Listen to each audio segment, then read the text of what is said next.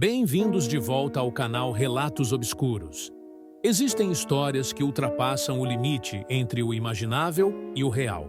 Relatos que começam de forma inocente, um desenho infantil, um comportamento estranho e terminam em tragédias que ninguém consegue explicar.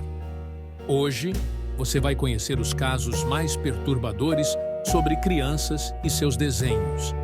Figuras inocentes no papel que se transformaram em previsões sombrias ou confissões silenciosas de algo muito pior. Prepare-se, porque depois deste vídeo, você nunca mais verá um desenho infantil da mesma forma. Você está pronto? Mas antes de começarmos, verifique se já está inscrito no canal para não perder nenhum relato perturbador. História 1. O desenho da minha irmã. Eu nunca fui uma pessoa que acredita em coisas sobrenaturais. Para mim, o mundo já era assustador o suficiente sem precisar de fantasmas ou demônios. Mas o que aconteceu com a minha irmã? Aquilo não foi normal. Tudo começou quando minha mãe pegou um trabalho extra no turno da noite e eu fiquei encarregado de cuidar da minha irmã mais nova, Sofia. Ela tinha apenas 6 anos e adorava desenhar. Passava horas com lápis de cor e folhas de papel, rabiscando qualquer coisa que surgisse na sua cabeça. Numa sexta-feira, enquanto fazíamos nosso ritual de sempre, eu jogando no celular e ela espalhando os lápis pelo chão, Sofia me chamou. Olha, fiz um desenho da nossa casa. Eu me inclinei para ver. Era uma daquelas artes infantis, com rabiscos tremidos e proporções estranhas. Mas algo me incomodou imediatamente. Tinha uma figura parada na janela do segundo andar. Era alta, completamente preta, sem rosto. Quem é esse aqui? Perguntei, apontando para o desenho. Ela ficou em silêncio por um momento e depois deu de ombros. Ele mora aqui. Me arrepiei todo. Quem disse isso? Ele. A maneira como ela falou, com naturalidade, me deixou inquieto. Tentei rir, mas senti um nó na garganta. Tá bom, chega de desenho por hoje. Pode ir dormir. Sofia não protestou. Ela pegou outra folha, rabiscou algo rapidamente e me entregou antes de ir para o quarto. Era um bonequinho igual ao anterior, mas dessa vez ele estava dentro do nosso quarto. Eu não dormi bem naquela noite. O desenho ficou na minha mesa, me incomodando como se fosse um aviso. Às 3 da manhã, acordei com um barulho de passos. Me levantei, ainda grogue, e vi que a porta do quarto da Sofia estava aberta. Sofia? Silêncio. Meu coração batia tão forte que eu podia sentir o pulso na garganta. Caminhei pelo corredor escuro até o quarto dela. Ela estava sentada na cama, imóvel, encarando a janela. O que foi? Perguntei, me aproximando devagar. Ela virou a cabeça lentamente e sussurrou. Ele está aqui. Um arrepio subiu pela minha espinha. Quem? Ela apontou para o canto do quarto. Eu estava prestes a dizer que não havia ninguém ali quando vi. A porta do armário estava entreaberta e havia algo lá dentro. Algo grande. Antes que eu pudesse reagir, a porta se abriu devagar. Meus olhos se arregalaram quando percebi a sombra de um homem, agachado entre as roupas, com um sorriso largo e olhos fixos em mim. Eu gritei. Peguei Sofia nos braços e corri para fora do quarto, trancando a porta atrás de nós. Liguei para a polícia com mãos tremendo. Quando chegaram, reviraram a casa, mas disseram que não encontraram ninguém. Mas algo me marcou para sempre. No chão do quarto da minha irmã havia um novo desenho. Dessa vez, o bonequinho estava segurando a mão de uma menina pequena. Minha mãe ficou em choque quando contei tudo. Contratamos um sistema de segurança e trocamos todas as fechaduras. Mas eu sabia que não era o suficiente. Fiquei acordado todas as noites depois disso, esperando o som de passos, de um armário rangendo, de algo se arrastando pelo corredor. Nada aconteceu por um tempo, mas Sofia continuou desenhando. No começo, eram desenhos normais. Nossa casa, nossa mãe, até eu aparecia em alguns. Então, um dia, encontrei um papel embaixo da sua cama. Era um desenho da nossa família, mas minha mãe e eu estávamos deitados no chão, com manchas vermelhas ao nosso redor. E ao lado dela, o bonequinho preto segurava sua mão, sorrindo. Naquela noite, decidi que precisaríamos nos mudar, mas foi tarde demais. Eu acordei de madrugada, sentindo um frio cortante. A porta do meu quarto estava aberta, e no escuro do corredor, uma voz sussurrou: "Eu moro aqui." História 2. Os desenhos da Clara. Meu nome é Lucas, e eu nunca fui de acreditar em coisas ruins até me tornar babá da Clara.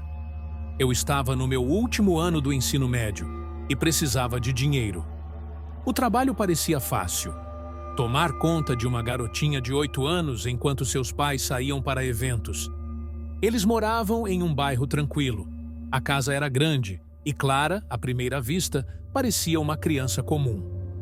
"Eu gosto de desenhar", ela disse na primeira noite, enquanto rabiscava na mesa da sala. "Legal. O que você gosta de desenhar?" Ela me olhou com aqueles olhos grandes e castanhos. "Coisas que acontecem." Eu dei uma risada. "Tipo o quê?" Ela não respondeu. Apenas desenhou. Quando terminou, me entregou o papel. Era um desenho infantil, mas com detalhes perturbadores. Havia um boneco de palito caído no chão, cercado por manchas vermelhas. Ao lado dele, outra figura segurava algo que parecia uma faca. "Quem são essas pessoas?" perguntei. Clara sorriu. "O homem que veio consertar a torneira." O sorriso dela me incomodou. Aquela casa realmente tinha passado por um reparo há algumas semanas. Os pais dela mencionaram que um encanador tinha ido lá, mas o desenho era estranho demais para ser coincidência. Eu tentei ignorar e fiz ela ir dormir. Mas antes de apagar a luz do quarto, vi que outro desenho estava na mesinha ao lado da cama. Dessa vez, o boneco caído era maior, e o que segurava a faca parecia uma criança. Aquela noite me deixou inquieto, mas voltei no dia seguinte. Os pais de Clara confiavam em mim e pagavam bem. "O que você quer fazer hoje?" perguntei. Ela correu para pegar seus lápis. "Eu vou desenhar o que vai acontecer." A frase dela me fez engolir em seco. "Como assim?" Clara não respondeu. Ela desenhou, e o que surgiu no papel fez minha pele arrepiar. Era a sala de estar da casa, exatamente como estava naquele momento. E, bem no meio do desenho, havia duas figuras. Uma delas era pequena, claramente representando Clara. A outra era um bonequinho maior, com um X sobre os olhos. Eu me levantei de imediato. "O que é isso, Clara?" Ela sorriu. "Você vai ver." O telefone tocou antes que eu pudesse insistir. Atendi. Era a mãe dela. "Lucas, esquece. Não precisa ficar com Clara hoje. O meu irmão tá indo para casa. Ele vai ficar com ela." Eu congelei. "Seu irmão?" "Sim, o tio dela. Tá chegando aí?" Meu sangue gelou. Clara não tinha tio. Eu sabia porque já tinha ouvido a mãe dela comentar que era filha única. Minha mente disparou. Alguém estava vindo para casa e Clara sabia. Ela desenhou isso. E se isso já tivesse acontecido antes? A imagem do encanador surgiu na minha mente.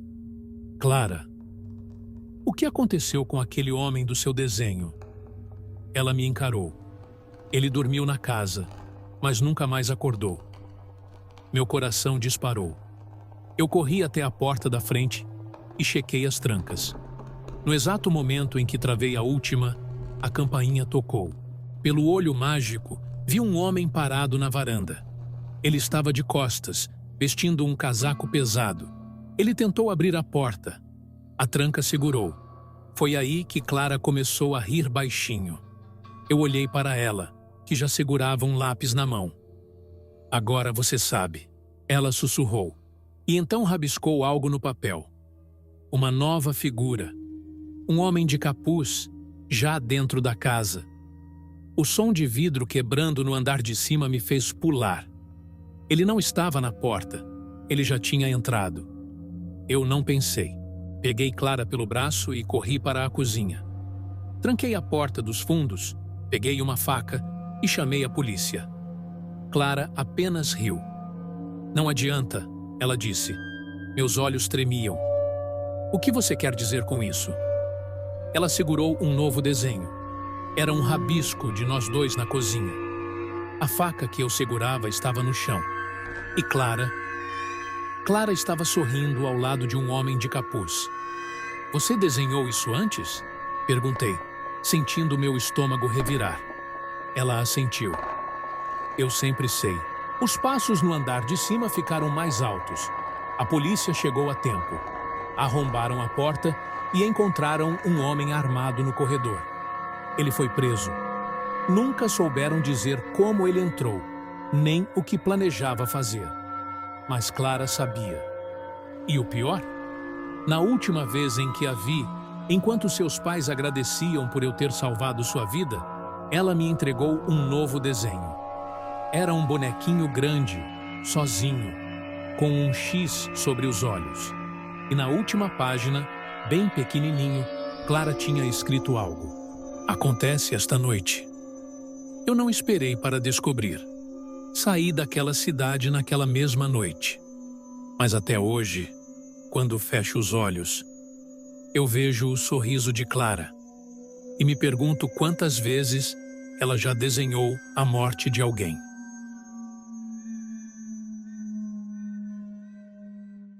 História 3. Precisamos falar sobre Kevin. Meu nome é Eva e eu sou a mãe do monstro. As pessoas me olham na rua e sussurram. Algumas me encaram com ódio, outras com pena. Eu reconheço a expressão no rosto delas porque já me olhei no espelho com o mesmo olhar. Eu poderia dizer que não sei onde errei. Poderia fingir que não havia sinais, mas eu sabia. Desde o começo, eu sabia. Kevin nunca foi uma criança comum. Desde pequeno, ele me olhava de um jeito diferente, como se já soubesse quem eu era, quem ele era. Eu tentava me enganar, tentava acreditar que era só a minha imaginação, mas o incômodo sempre voltava. Eu me lembro do dia em que ele quebrou o vidro da minha sala de propósito. Eu gritei e ele sorriu. Eu lembro de como ele olhava para o pai, como se estivesse ensaiando um personagem. Comigo, Kevin era cruel. Com o pai, era um garotinho normal. Mas o que realmente me fez perceber que algo estava errado foi um dos desenhos que encontrei escondido no quarto dele. Era um rabisco infantil, feito com giz de cera. Mostrava uma fileira de bonecos, todos caídos no chão, com riscos vermelhos atravessando o corpo. E no centro do papel havia um único boneco de pé. Ele segurava algo. Eu não sabia na época, mas aquele desenho era uma profecia. Quando Kevin cresceu, sua frieza só piorou. Ele sabia como manipular, como mentir, como fazer o pai acreditar que eu era exagerada. E eu queria tanto estar errada. Mas então vieram os incidentes. O gato da vizinha desapareceu. O vidro do carro do pai foi quebrado, mas ninguém assumiu. E Kevin continuava desenhando. Dessa vez, os desenhos eram mais detalhados. Havia rostos nos bonecos caídos, expressões de dor. E no centro, sempre ele, sempre com a arma nas mãos. Então, naquela manhã, enquanto preparava o café, ouvi um barulho alto no andar de cima.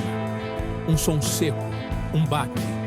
Subi correndo e encontrei Kevin parado na porta do quarto do irmão mais novo. O berço estava virado. Meu coração quase parou. "O que aconteceu?" gritei. Kevin não disse nada, apenas me olhou e sorriu. Foi a primeira vez que tive certeza. Meu filho não era como os outros. O massacre aconteceu num dia comum. Kevin entrou na escola com um arco e flechas. Fechou as portas do ginásio. Ninguém teve chance. Quando cheguei lá, já era tarde demais. Os corpos estavam caídos exatamente como nos desenhos dele. E no centro, Parado, com a mesma expressão vazia de sempre, estava Kevin. Ele não tentou fugir. Ele sabia que isso aconteceria. Ele sempre soube. E agora, todos me perguntam: você nunca percebeu? E eu sorrio. Porque não há resposta para essa pergunta. Kevin sempre foi Kevin. Eu é que demorei a aceitar.